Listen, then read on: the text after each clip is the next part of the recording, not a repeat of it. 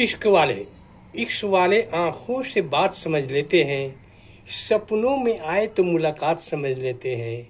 अरे रोता है आसमान एक प्यार के लिए, लेकिन लोग उसे बरसात समझ लेते हैं, लोग उसे बरसात समझ लेते हैं। नमस्कार, हम हैं रामेश्वर मेहता।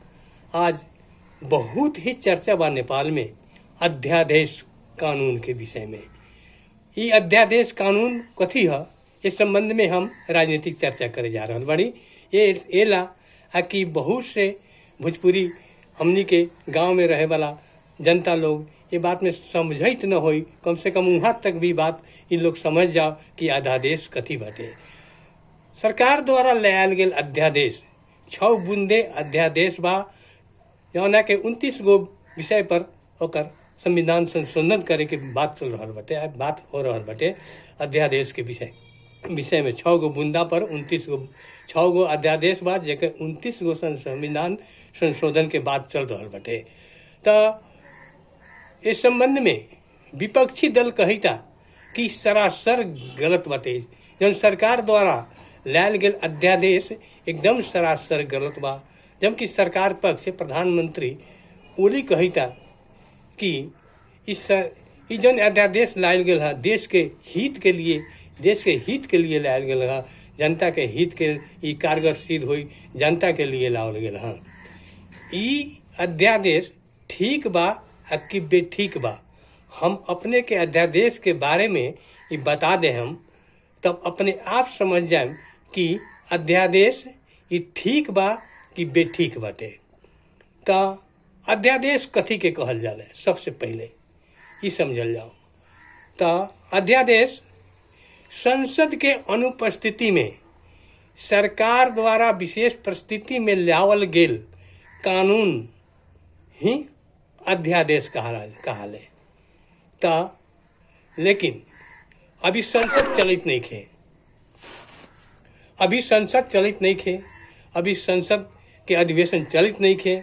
और वो स्थिति में अभी जब सरकार अध्यादेश लायल है, वो अध्यादेश के संबंध में जिनकी 6 बूंदे अध्यादेश बाटे, और वो अध्यादेश जब लायल बा सरकार द्वारा, तो ई अध्यादेश के औचित्य कथी बा, ये अध्यादेश काहे लावल गेल बाटे, ये अध्यादेश नेपाल में काहे लावल गेल बा। वो तो कही था हम देश के हित के लिए ले आयल बड़ी, लेकिन जब हम ये बात के हम काहे लावल जाले अध्यादेश, इस संबंध में हम कहल जाए नु तो अपने के समझ में आ जाई।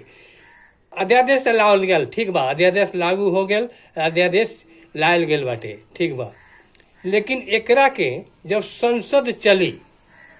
संसद के अधिवेशन चालू हुई तो ओकरा के पास करावे के पड़ी दोनों सदन से, आ दोनों सदन से यदि पास हो जाए तो ई कानून बन जाए, निश्चित बाटे। यदि दोनों सदन एकरा के निगलेक्ट कर देल, ई कानून एक तो बने ना सकी।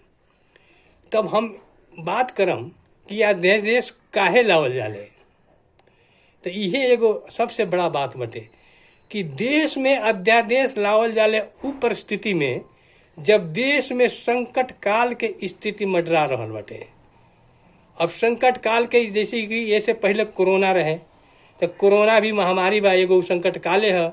उस संबंध में सरकार तत्काल विधेयक बनावले से जनता के मने के हित के लिए वो तो कानून के यहाँ आवश्यकता बाटे, उस संबंध में अध्यादेश जारी कल जा सकले। जबकि कौन देश पर खतरा आ जाए ओती युग ई कानून बनावल जा सकले, और ओती युग के लिए ई कानून बन सकले। तब ई जानम कि ई ओकरा अध्यादेश ओती युग ला आ जब ई देश के बुझाए कि सरकार के कि चारों तरफ से देश खलबला गल बाटे, आंदोलन, जुलूस, हड़ताल सब कुछ हो रहल बाटे, अध्यादेश एक लिए एक जरूरी बा कानून बनावल। ओती युग भी ई अध्यादेश के मार्फत में कानून नया बना के ई देश में लागू कल जा सकल। लेकिन ओकरा के संसद चली तो ओकरा के अनुमोदन करावे के पड़ी, ई प्रधानमंत्री के सिफारिश पर, यानी कि मंत्रिमंडल के सिफारिश पर राष्ट्रपति एक लागू कर रहे।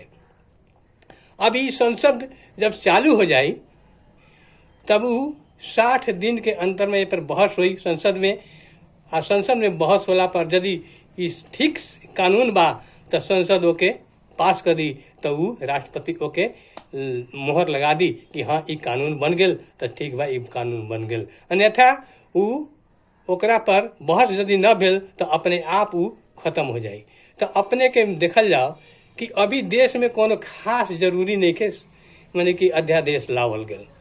हाँ एगो कहीं कहीं बुंदा हो जौन के अध्यादेश ला सकल, लेकिन वैसन खास जरूरी नहीं खे। अब वैसे में भी अभी हाल में माने कि तुरंत ही संसद चालू हो जा रहा बटे, संसद चालू हो जा रहा बा। आ ये स्थिति में यदि अध्यादेश लावल जाई तटे तो ई अध्यादेश के कैसे हम जब संसदे में कहे न पास करवा लेम से अभी अध्यादेश ला के हम झंझट खड़ा करम। तो अध्यादेश जौन अभी लावल गेल बाटे उ अध्यादेश के हमनी के सोचे के पड़ल कि ई अध्यादेश माने कि जनता के हित के लिए हो सकले कि न हो सकले। अब ई अध्यादेश तो कोनो खास परिस्थिति में नहीं खिलावल गेल, ऐसे ये पर बहस कर ही के न चाही। यदि कानूने बनावे के रहे तो अस्थिर से आके जब संसद चलत तो ये पर कानून बनत। बस इहे बात बटे। ये अध्यादेश के अपने समझ गए लोग कि अध्यादेश कौना स्थिति में लावल गेल बटे, ये गलत बा कि सही बा, ये अपने एकर मूल्यांकन करी। और अध्यादेश के विषय में तो समझ गए अपने। अब हम अपने से विदा लेते हैं। नमस्कार।